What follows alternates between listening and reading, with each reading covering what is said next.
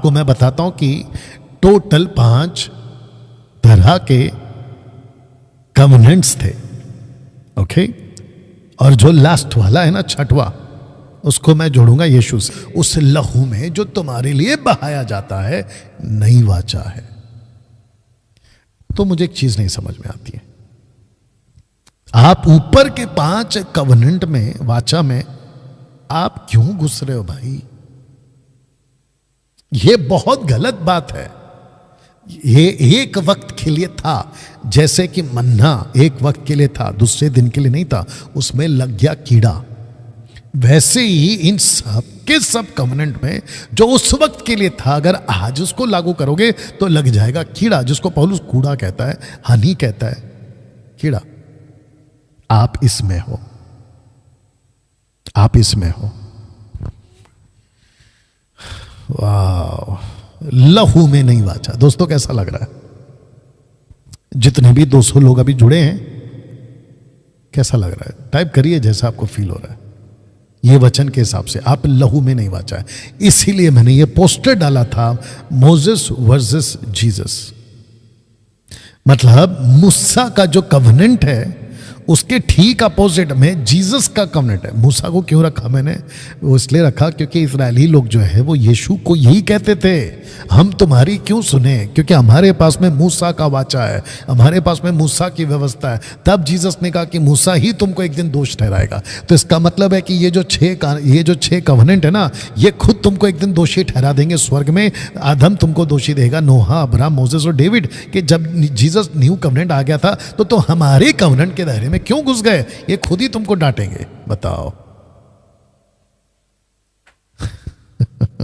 दोस्तों कैसा लग रहा है?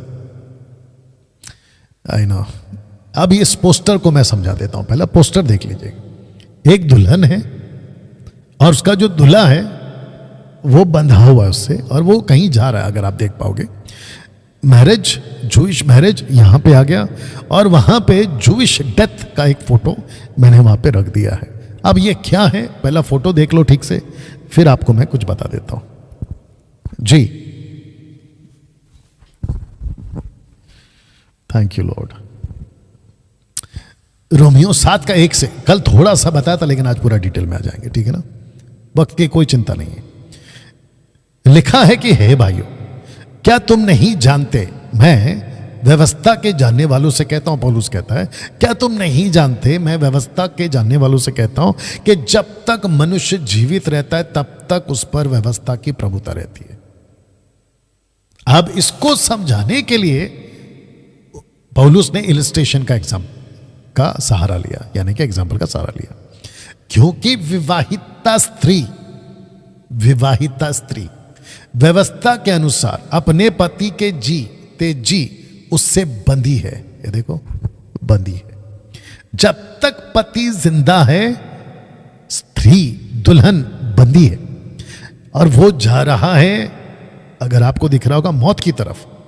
तो मैं उसको भी पढ़वा देता हूं। जब तक जिंदा है वो बंदी है, पति जिंदा है तो वो बंदी है, परंतु यदि पति मर जाए तो वह पति की व्यवस्था से छूट गई।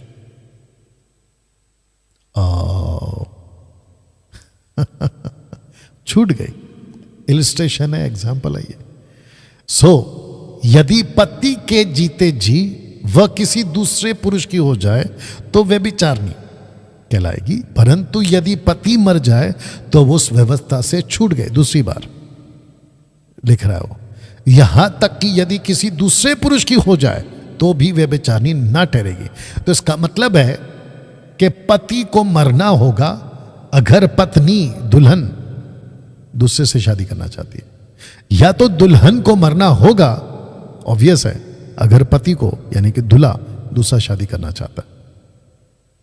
कॉन्सेप्ट एक ही है, और वो है मौत। मरो, या तो ये मरे या तो ये मरे। जीते जी ये एक दूसरे को नहीं छोड़ सकते।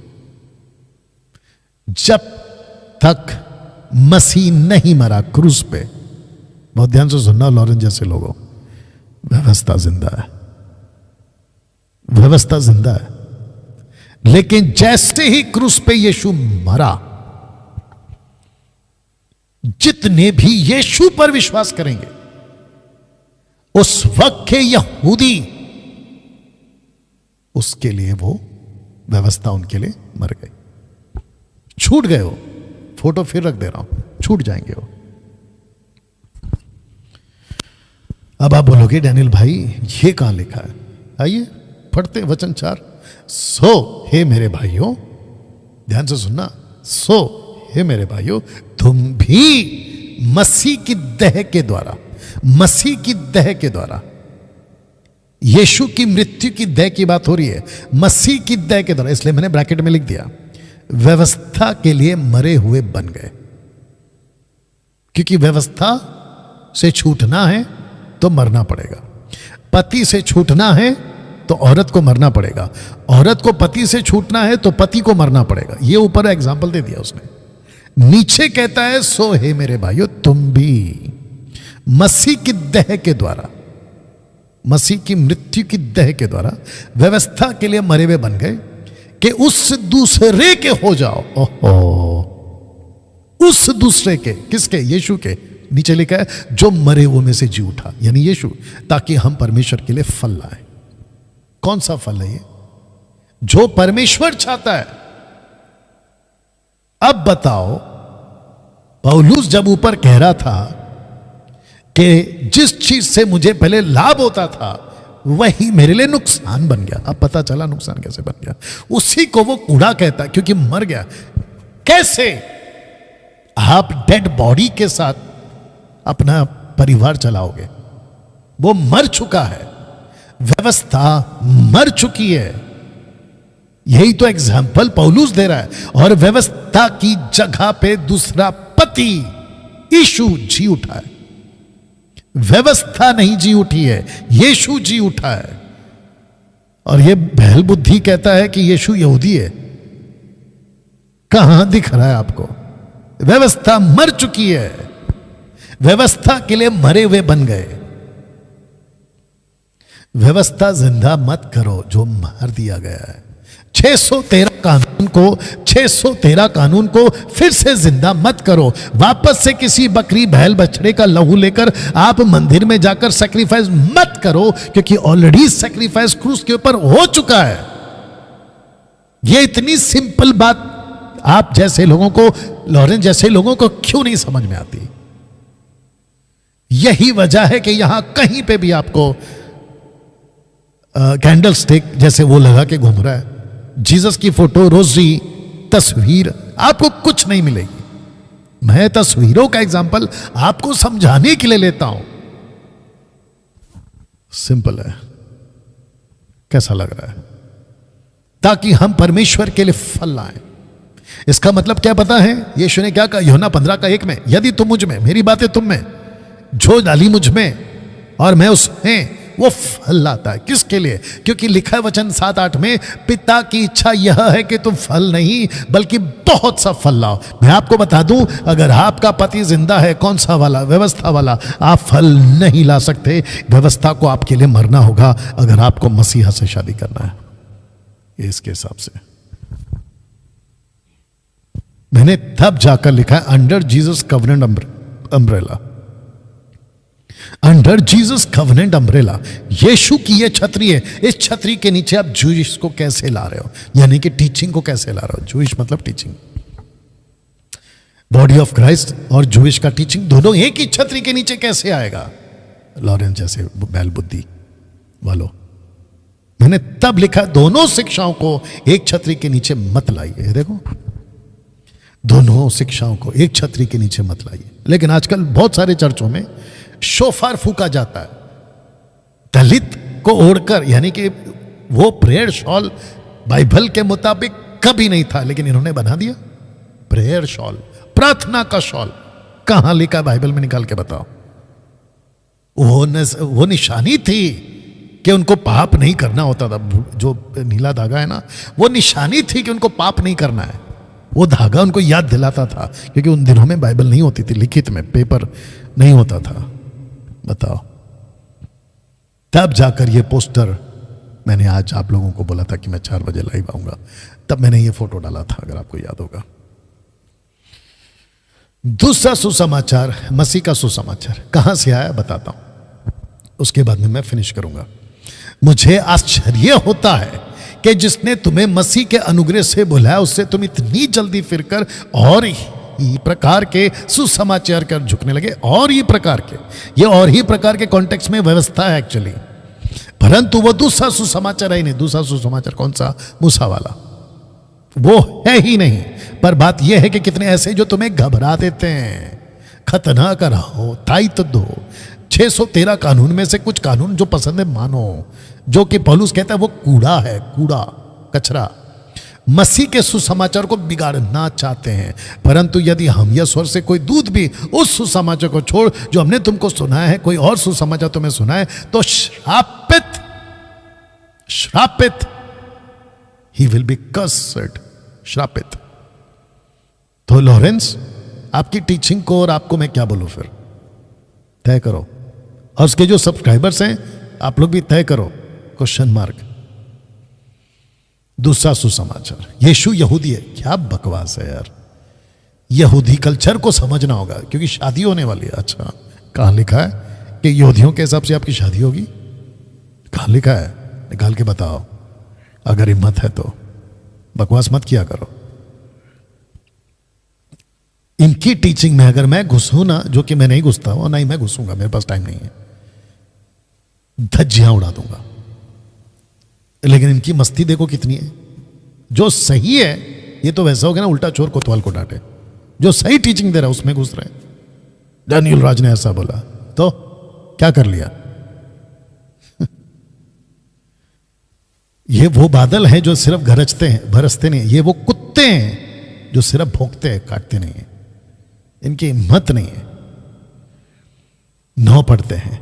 जैसा हम पहले कह चुके हैं वैसा ही मैं अब फिर कहता हूं कि उस सुसमाचार को छोड़ जिसे तुमने ग्रहण किया। यदि कोई और सुसमाचार सुनाता है तो श्रापित हो। अब मैं क्या मनुष्य को मानता हूं या परमेश्वर को? क्या मैं मनुष्य को प्रसन्न करना चाहता हूं? यदि मैं अब तक मनुष्य को प्रसन्न करता रहता तो मसीह का दास ना होता। यह दूसरा सुसमाचार, ये वो सुसमाचार, व्यवस्था की बात हो रही है। गलातियों का 6 चैप्टर है टोटल, 6 चैप्टर्स। 6 पहले के 3 अलग करो, बाद में के 3 अलग करो, आपको पता चल जाएगा ना। दोस्तों, मैं फिनिश करने पर आ गया। अनुग्रह की आत्मा का अपमान कैसे मैं रखता हूं। इब्रानियों की पुस्तक उसका 10 का 29 क्या कहता है सुनो। तो सोच लो कि वह कितने और भी भारी दंड के योग्य ठहरेगा जिसने परमेश्वर के पुत्र को पांव से रौंदा और वाचा के लहू को, और ध्यान से सुनना, वाचा के लहू को जिसके द्वारा वह पवित्र ठहराया गया था, आप पवित्र जाना और छोड़ दिया अनुग्रह की आत्मा का अपमान। वाचा के लहू क्या कहा था रोमियो 10 का 1 में उसने? मेरी प्रार्थना है कि ये उद्धार पाए। उद्धार कैसे आएगा? नहीं लहू के वाचा से आएगा। नहीं वाचा किसमें है? लहू में है। वो लहू आपके पास लाया किसने? पवित्र आत्मा ने। और जब पवित्र आत्मा ने, यही तो पौलुस ने कहा ना कि आत्मा की अगुवाई में हम उसकी उपासना करते हैं। तो वाचा के लहू का ठेकेदार, मानव जाति को उद्धार देने का जो जिम्मेदारी ली है ना, रिस्पॉन्सिबिलिटी, वो पवित्र आत्मा ने ली है। जब तुम यीशु की टीचिंग का तिरस्कार करते हो तो तुम उसके वाचा के लहू का तिरस्कार करते हो, और जो कोई वाचा के लहू के तिरस्कार करता है वो पवित्र आत्मा का अपमान करता है, और पवित्र आत्मा का अपमान करने वाले को माफी कहीं पे भी नहीं है। अब बताओ, मेरी टीचिंग, मैंने बोला ना, कहीं से भी तुम गलती नहीं निकाल पाओगे। अगर जिसने भी निकाला और वीडियो बनाया, जैसे कल पोस्टमार्टम हुआ था ना लॉरेंस का, तुम्हारी धज्जियां उड़ा दूंगा मैं टीचिंग की, तुम्हारी उल्टी सीधी टीचिंग की। या और सोच समझ के मेरे विरोध में वीडियो बनाया करो। यूट्यूबर के गुंडों, सोच समझ के वीडियो बनाया करो, क्योंकि अगर मेरे पास में वो रिपोर्ट आ गई या वीडियो आ गया, जो कि मैं जल्दी रिएक्ट नहीं करता हूं, लेकिन अगर मैं उसका रिएक्ट करने बैठा तो YouTube पर तुम पूरी तरह से जो है क्या बोलते हैं उसको, पारदर्शी हो जाओगे, ओपन हो जाओगे, या और एक शब्द बोल सकता हूं बट जरूरत नहीं है ना।